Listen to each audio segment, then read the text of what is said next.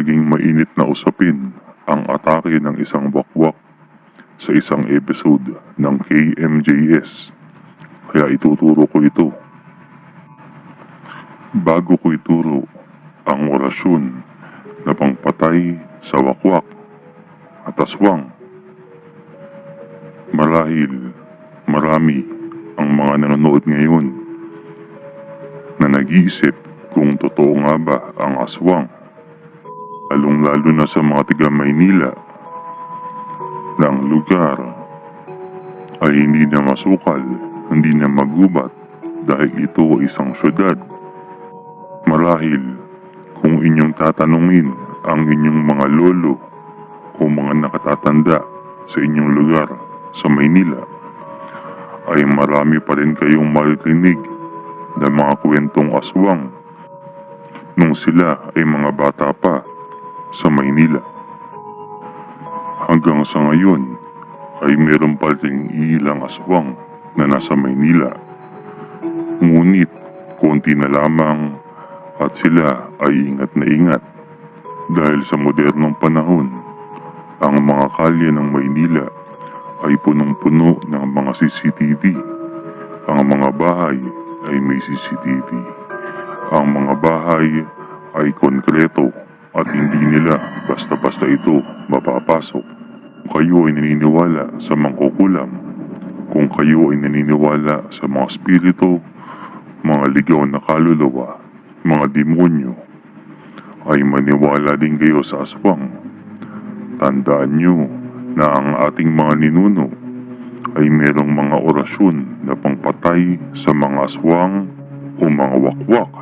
Ang mga orasyon na ginamit ng ating mga ninuno pangpatay sa mga wakwak at mga aswang ay nanggaling sa ating mahal na Diyos.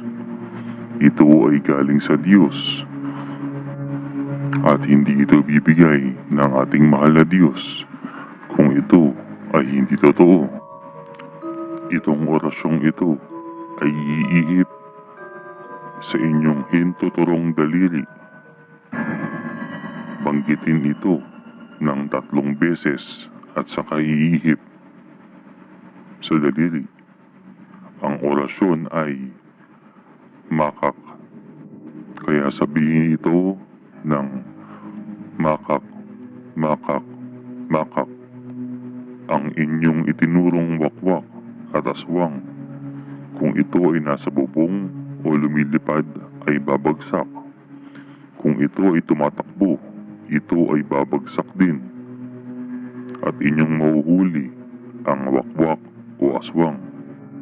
Ito naman ang orasyon kontra sa aswang, manananggal, mga magnanakaw ng lakas, at mga alagad ng kadiliman. Maganda itong gawin, lalong-lalo na kung ang lugar na iyong pupuntahan ay may mga bali-balitang aswang. Ang mga aswang ay hindi makakalapit sa iyo. Manalangin ng 6:00 ng gabi ng 3 ama namin. Ang ama namin ay tinatawag na Our Father.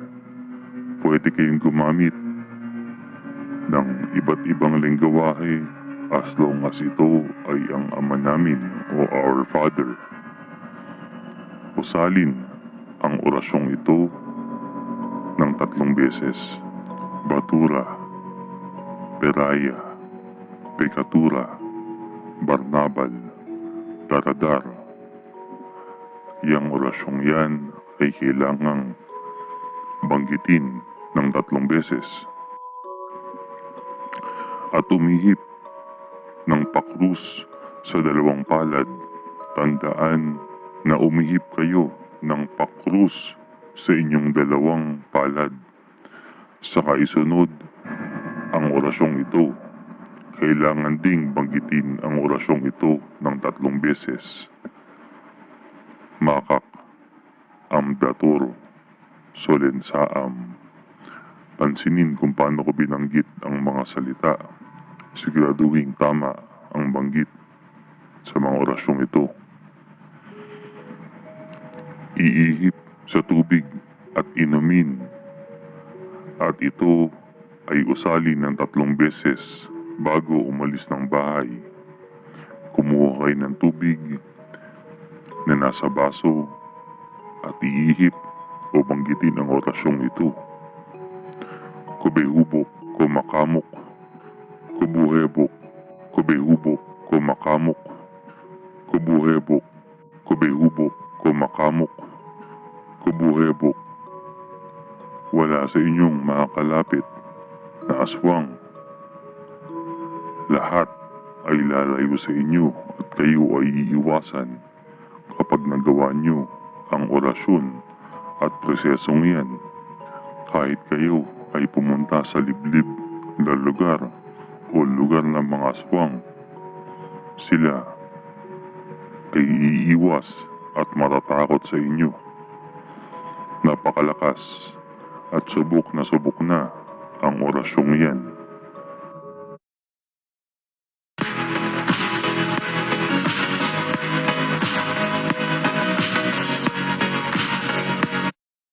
Subok na ang orasyong yan.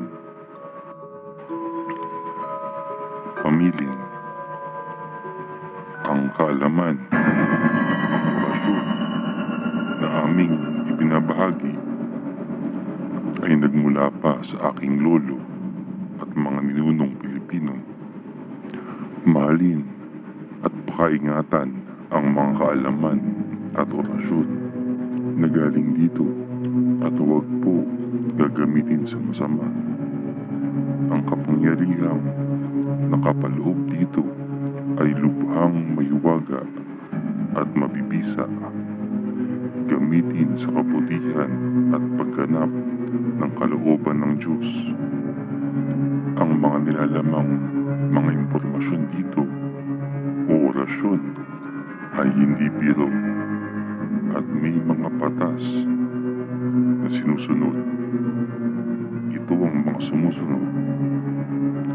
Gamitin ang mga orasyon sa tamang pagkakataon at sa tamang paggagamitan. Huwag gamitin ang mga orasyon dito sa walang kabuluhang bagay o para ipagyabang lamang. May mga habilin ang bawat orasyon. Tuparin ang mga habilin nito upang maggamit ng bisa ang mga orasyong nabanggit. Gamitin hanggang maaari sa paggawa ng mabuti ang nakasaad dito upang umani kayo ng magandang swerte sa buhay, maayos na pamumuhay at buhay na may ligaya at kapayapaan. Kung ano ang itinanim ay siya ring aanhin. Maging malilimusin at magkaroon ng awa sa kapwa-tao. Huwag na huwag gagamitin ang mga orasyon o karunungang lihim dito sa kalokohan dahil ang balik nito ay hindi lamang sa inyo. Kayo ay mapahamak kasama ang mga mahal nyo sa buhay. Ang orasyong ito ay kanan at galing sa ating Diyos. Kaya ito ay huwag gamitin sa kasamaan. Huwag na huwag tayong manira ng ibang tao at tayo ay maging matulungin sa kapwa. Ituro nyo ang ating YouTube channel sa mga tao na may mabubuting loob nang maparami natin ang mga tao na gagawa ng mabuti sa kapwa gamit ang mga karunungang galing dito sa ating channel.